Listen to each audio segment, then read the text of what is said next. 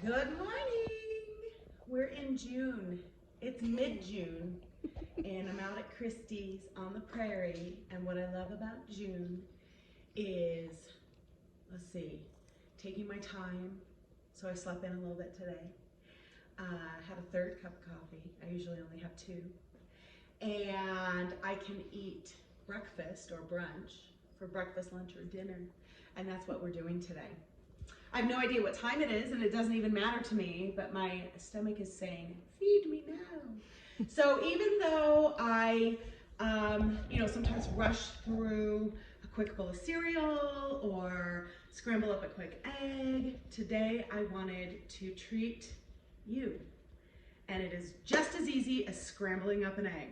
And this is something that we can adjust measurements later, but you'll kind of get the gist of this most amazing, easy, homemade granola. It's divine.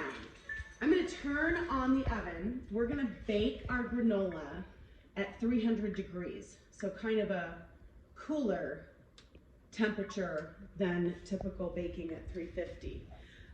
If you do it at 350, it's gonna cook a little faster, get a little browner, and maybe not be as chewy, which is fine if you want a good crunch. But I like the warmth and the chew of this granola that I created about a month ago.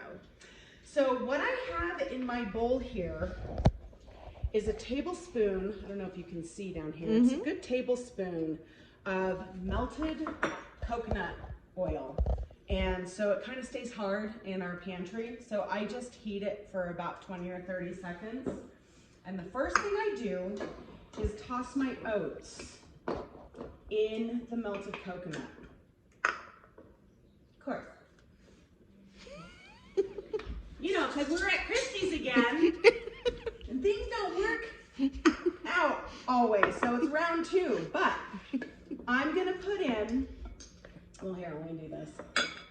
I'm gonna start with a cup and see how the coconut oil is with these oats. And if I wanna add more, again, this is foolproof, but I do wanna make sure that there's enough oats to absorb into that tablespoon of melted oil. So I'm gonna start with a cup and we'll kind of go from there. We are also adding in some dried fruit and coconut. And this is something that you can keep in a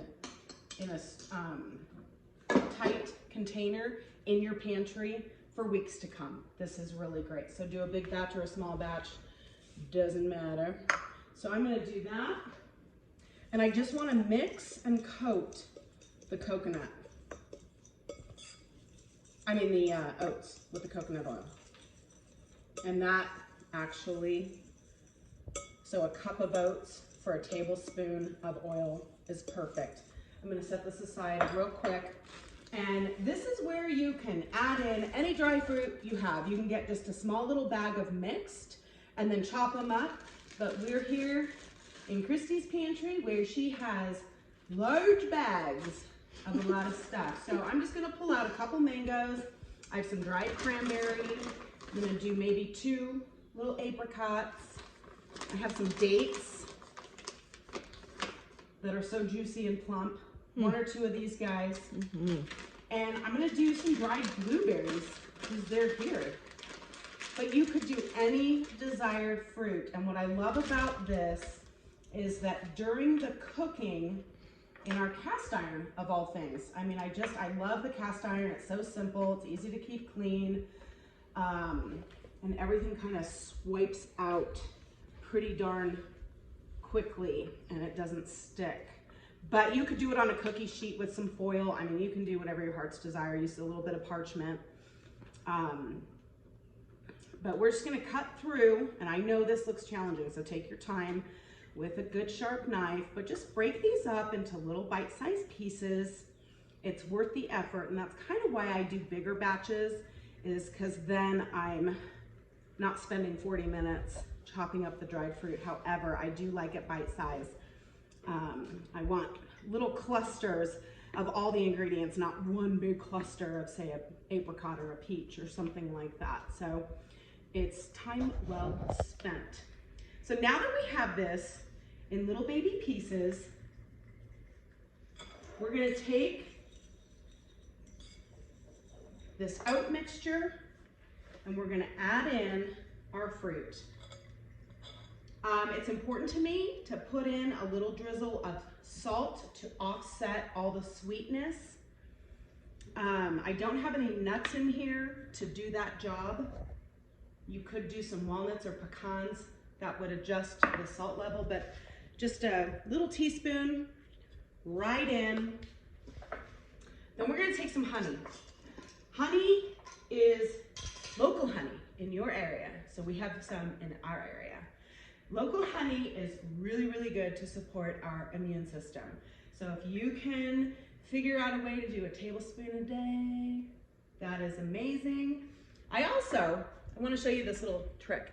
There's coconut oil, residual, coconut oil on the spoon.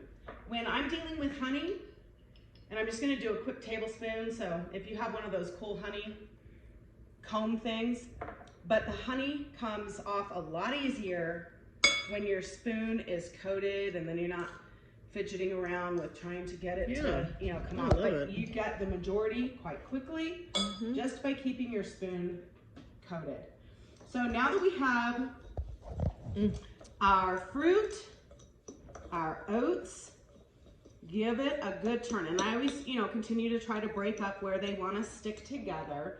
Not only is the honey going to add some sweetness, but it's also going to help in the end while baking to have it kind of congeal together, and then you can break it up into those amazing clusters that granola is known for. So like I said, I'm doing this in my cast iron skillet.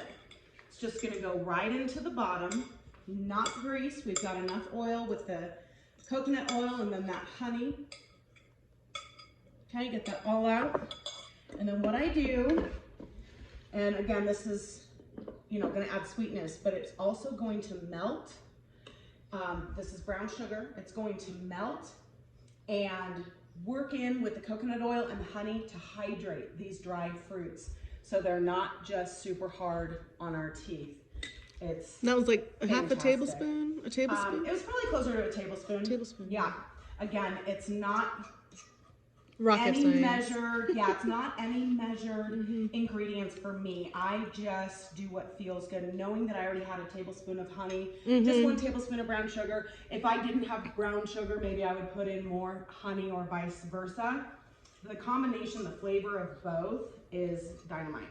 So I just layer the bottom of the pan, and then at the very end, unsweetened coconut. I love this ingredient. I do work with raw coconut and cook it at home, and I eat big huge chunks, but shredding it is next to impossible when I'm looking for ease. So I take the coconut, I go right on top, give it just a quick press in, just to have it kind of stick. That whole process, that's what we want, is for it to just kind of be in one layer on the bottom, almost like a pie crust. Yum. We're gonna put this in the oven for 9 or 10 minutes, and then we're gonna fork it and toss it. So that's going in. Hey Google, set timer for 9 minutes. All right, 9 minutes. Starting now. Thank you. You're welcome. Technology, that's about as far as I go. Hey Google or hey Alexa. So while our granola is toasting, I do a lot of cottage cheese with pineapple or tomato and pepper, or just straight up cottage cheese, and I wanted to kind of make it a fun brunch today. So what I have is some Greek yogurt, and I chose vanilla. We could do strawberry, blueberry, cheesecake, whatever flavor our hearts desire.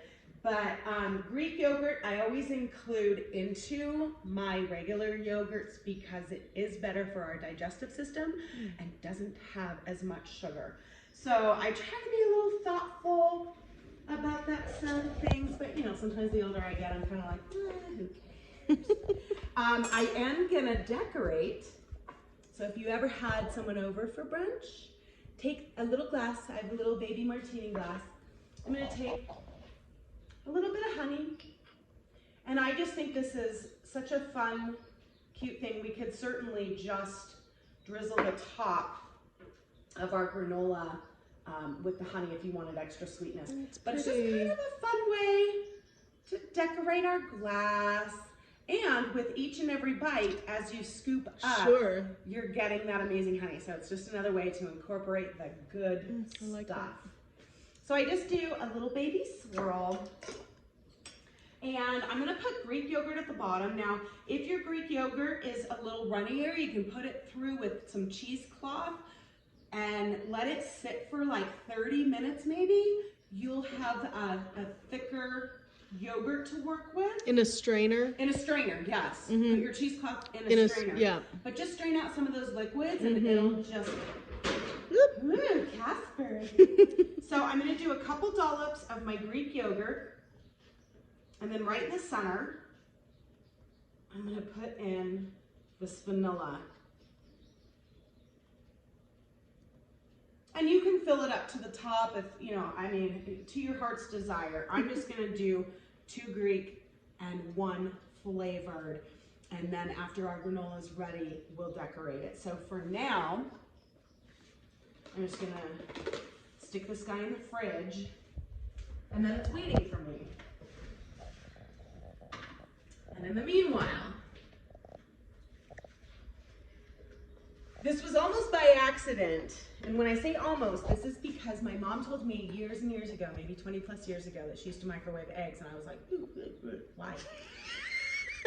Well, I was in a hurry yesterday when I was at Christie's, and I had to have a cooked egg real quick for a different thought process. And I was like, you know what? In my little ramekin, and I'm just gonna mix this up oh so quickly. And I lost it. It was just so stinking easy. Which on days like this, when I just want fun, fast, and delicious, this is what I do. So, here's my beaten egg. Just one, that's all I need. In the microwave, 20 seconds. While we're waiting for 20 seconds, which will go by quickly, I don't know if you store your green onions in a water glass, but you can cut the tops and they will continue to grow season after season after season. Wonderful way to keep onions if they're burning in your 125-degree weather you got going on in Palm Springs. Great way to do that. So the egg's gonna fluff up, and then I take my little fork and I get under there and I just flip a rooney. Oh my goodness. Yep. Yep, and I do another 20 seconds. Now this one, I kind of watch because I feel like at some point it might explode. Except it didn't yesterday. But here she goes. She's bubbling up high. But it's cooking it all the way through and leaving it extremely fluffy. And that was it. 20 minutes and 20 seconds. Or 20 seconds. And we got the other 20 seconds, so 40 seconds. And you have this amazing, soft cooked, I'm gonna call it a mini omelet. And what I wanna do with that guy, right, is, I'm just gonna take a couple of these tomatoes. You could sprinkle cheese right on top, and green onion. In fact, we'll decorate with some green onion, but we have an avocado here that we're gonna use. And one of the ways when I use an avocado individually, I mean, not the whole thing, and I just want individual slices, I go right down the seed and I just do a beautiful wedge. Okay, be careful with your knife, but do a beautiful wedge. And this little guy typically, if it's not, oh, look at that.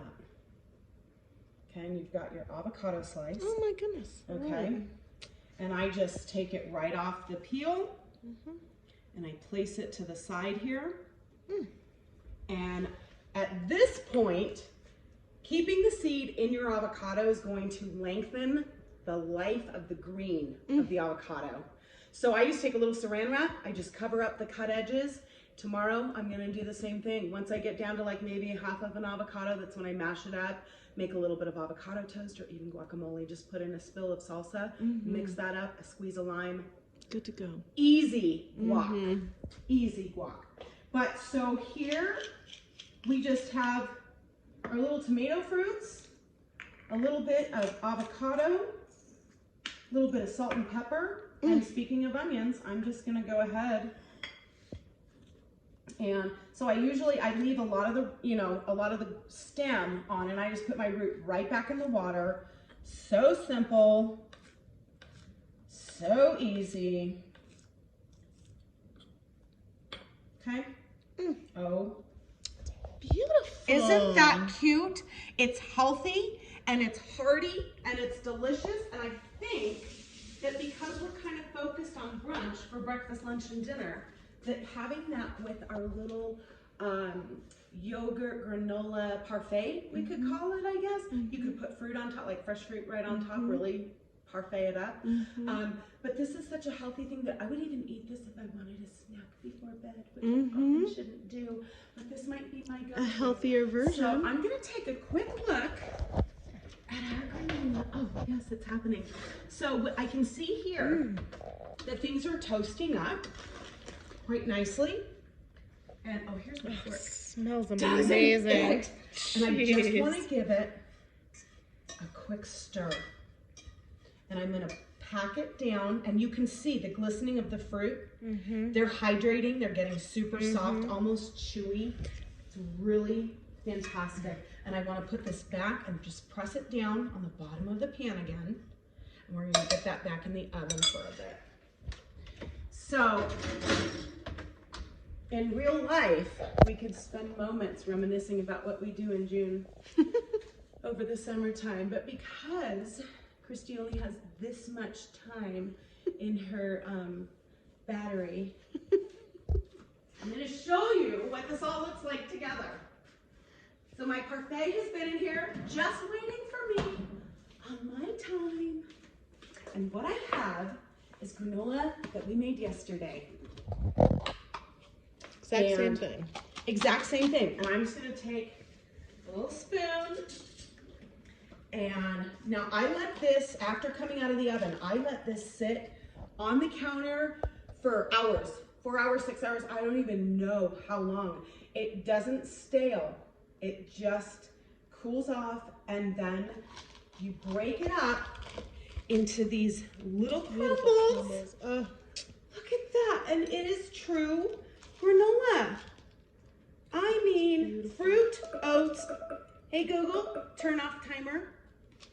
And this is your parfait. You could put sliced strawberries, or if you have leftover blueberries. I mean, anything you want. And just look at how that honey oh, it's gorgeous. just hugs the side of the glass. Yeah. And so every bite, you're gonna get that Greek yogurt with the center little bit of sweetness from the vanilla, the crunch of the granola.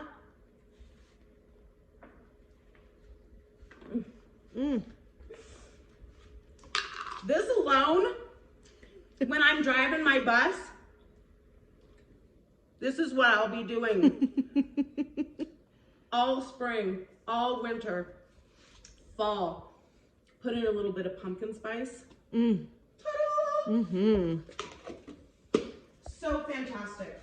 And look at this sweet, healthy dish. I know you already know what this tastes like. A little salmon on top of that with a sprig of dill even for... Oh, I'm telling you, salmon just so good for us, and I know you love it too.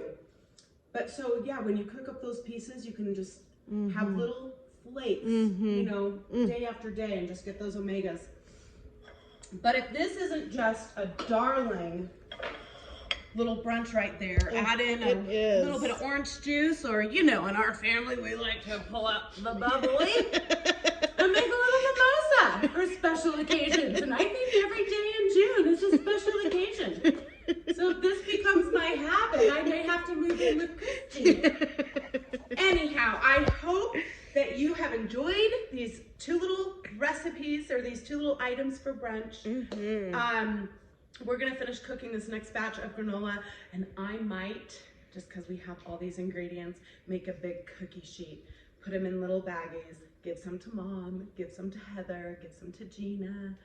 And by golly, when you're out here in July, we'll get some to you. This is so exciting. So anyhow, we love you and stay healthy, stay happy, and we will see you soon. Love you. Love you.